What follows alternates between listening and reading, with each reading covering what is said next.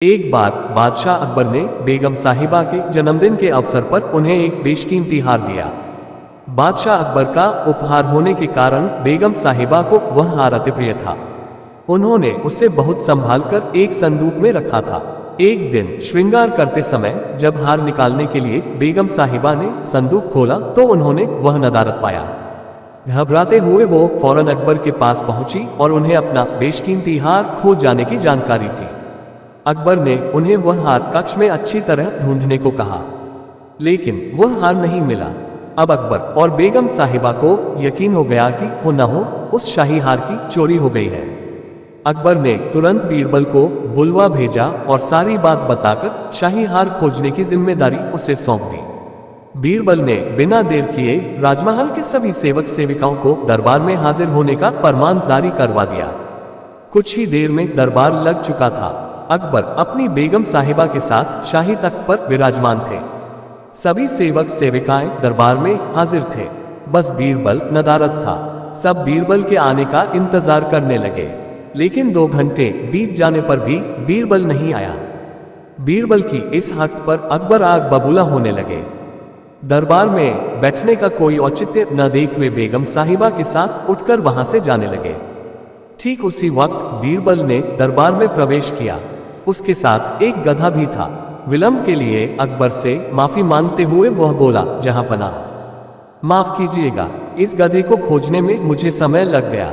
सबकी समझ के परे था कि बीरबल अपने साथ वो गधा दरबार में लेकर क्यों आया है। बीरबल सबकी जिज्ञासा शांत करते हुए बोला, ये कोई साधारण गधा नहीं है, ये एक जादुई गधा है। मैं ये गधा यहाँ इसलिए लाया हूं ताकि ये शाही हार के चोर का नाम बता सके।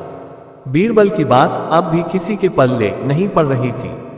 बीरबल कहने लगा, मैं इस जादुई गधे को पास ही के एक कक्ष में ले जाकर खड़ा कर रहा हूं। एक एक कर सभी सेवक सेविकाओं को उस कक्ष में जाना होगा और इस गधे की पूंछ पकड़कर जोर से चिल्लाना होगा कि उसने चोरी नहीं की है।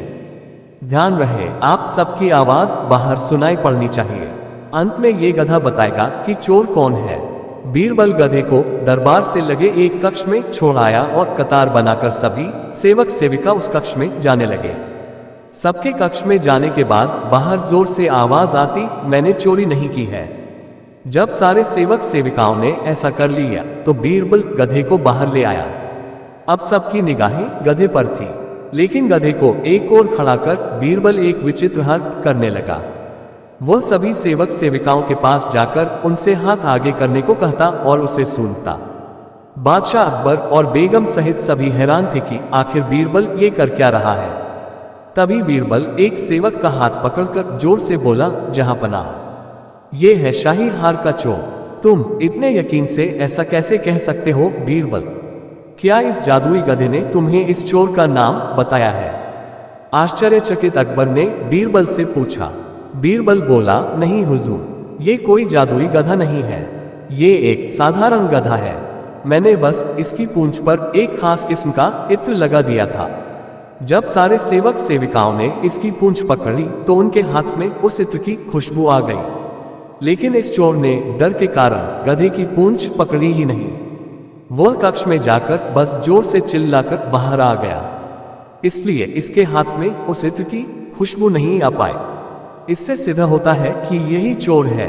उस चोर को दबिश देकर शाही हार बरामद कर लिया गया और उसे कठोर सजा सुनाई गई। इस बार बीरबल की अक्लमंदी की बेगम साहिबा भी कायल हो गई और उन्होंने अकबर से कहकर बीरबल को कई उपहार दिलवाए।